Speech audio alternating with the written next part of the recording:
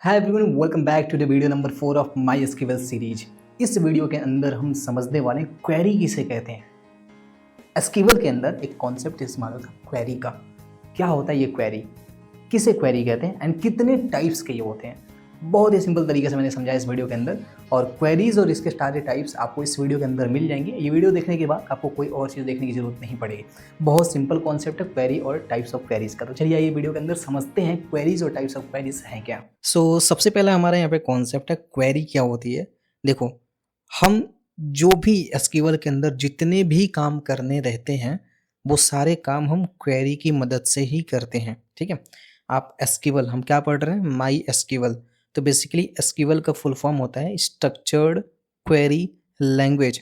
ठीक है, और हम यहाँ पे सारा काम किसकी मदद से करने वाले हैं, क्वेरी की मदद से। अब ये क्वेरी क्या है, बेसिकली क्वेरी हमारा एक टाइप का स्टेटमेंट होता है। स्टेटमेंट मतलब एक लाइन होती है, अलग अलग टाइप की हम स्टेटमेंट लिखते हैं जिसकी मदद से हम अलग अलग काम कर पाते हैं। फॉर एग्जाम्पल, मान लीजिए कि हमारे पास एक टेबल है स्टूडेंट्स का।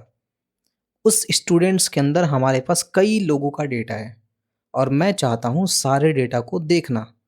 तो उसके लिए हम एक क्वेरी लिखेंगे यहाँ पे, क्या, सेलेक्ट एस्ट्रिक फ्रॉम स्टूडेंट्स। तो इसी चीज को हम बोलते हैं क्वेरी।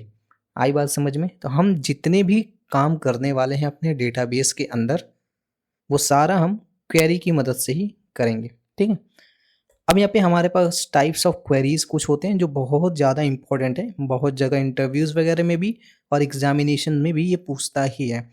तो सबसे पहला हमारा टाइप है डीडीएल क्वेरीज, जिसे हम डेटा डेफिनेशन लैंग्वेज क्वेरी भी बोलते हैं। ठीक है, इस क्वेरी का इस्तेमाल करके हम नए डेटा को बना सकते हैं या डेटा के अंदर कोई चेंजेस कर सकते हैं।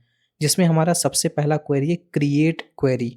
ठीक है, जब हमको टेबल को बनाना रहेगा या डेटाबेस को बनाना रहेगा तो हम क्रिएट क्वेरी का यूज करते हैं। मैं अभी आगे यूज करके आपको दिखाऊंगा। उसके बाद हमारा एल्टर क्वेरी आता है। एल्टर क्वेरी किस लिए इस्तेमाल होता है, मान लीजिए कि हमने टेबल बना लिया लेकिन मैंने यहाँ पे टेबल के नाम में कोई गलती कर दी। मैं चाहता हूँ उस टेबल का नाम मैं चेंज कर दूँ। मैंने स्टूडेंट्स लिखने के बजाय एम्प्लॉय लिख दिया। ठीक है, तो हम क्या करेंगे, वहाँ पे उसको बदलने के लिए हम यहाँ पे एल्टर क्वेरी का यूज करते हैं। उसके बाद मान लीजिए हमारे पास कुछ टेबल है, मैं चाहता हूँ उस टेबल को डिलीट करना, तो उसके लिए हम ड्रॉप क्वेरी का यूज करेंगे। तो बेसिकली डीडीएल में 3 क्वेरी आती हैं। कौन कौन सी? क्रिएट क्वेरी, एल्टर क्वेरी और ड्रॉप क्वेरी। 3 तरह की क्वेरीज आती हैं डीडीएल के अंदर। नेक्स्ट आपका यहाँ पे डेटा मैनिपुलेशन लैंग्वेज, जिसे हम डीएमएल क्वेरीज भी बोलते हैं। इसके अंदर भी हमारी 3 क्वेरीज आती हैं। सबसे पहला हमारा इंसर्ट क्वेरी, जिसकी मदद से हम टेबल के अंदर किसी डेटा को इंसर्ट करते हैं। फॉर एग्जांपल, मान लीजिए कोई स्टूडेंट्स आया एडमिशन करवाने के लिए, तो उसका डेटा हमको रखना है। तो उस टाइम पे हम जो स्टेटमेंट लिखेंगे उस स्टेटमेंट को बोलेंगे क्या, इंसर्ट स्टेटमेंट या इंसर्ट क्वेरी। अपडेट हम किस लिए इस्तेमाल करते हैं, जैसा कि नाम से ही पता चल रहा है कि अगर हमारे स्टूडेंट्स के नाम में कोई गलती हो गई तो मैं चाहता हूँ उसको बदलना, तो उस टाइम पे हम क्या यूज़ करेंगे, अपडेट यूज़ करेंगे।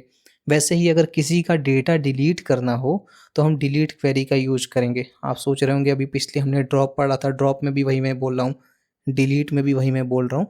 तो जब मैं इसको यूज़ करवाऊंगा तो आपको डिफरेंस समझ में आएगा। ठीक है, नेक्स्ट हमारा तीसरा टाइप ऑफ क्वेरी है डेटा क्वेरी लैंग्वेज, जिसे हम डीक्यूएल भी बोलते हैं।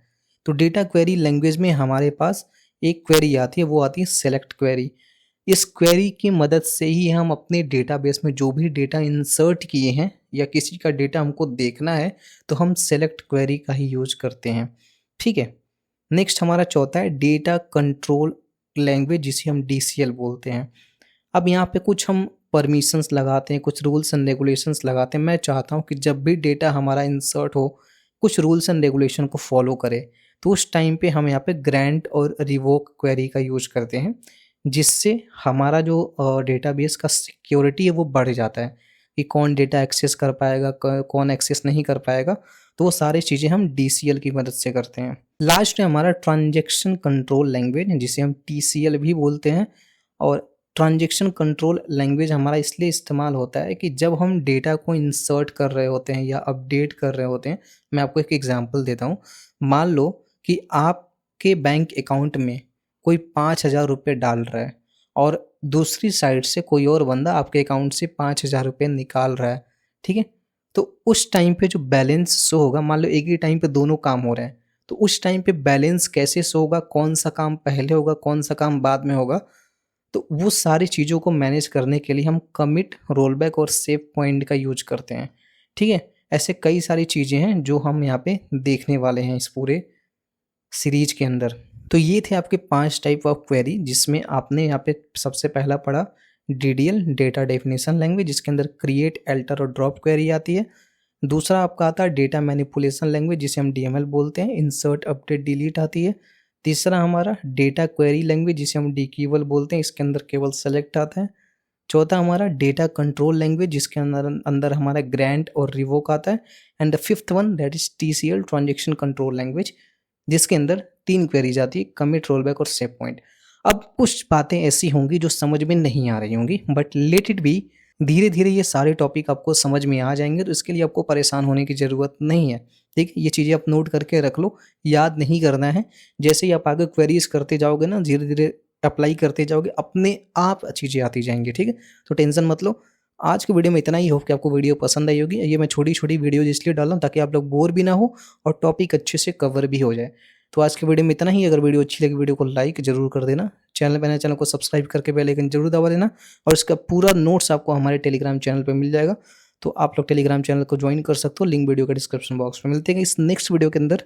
Till then, bye bye.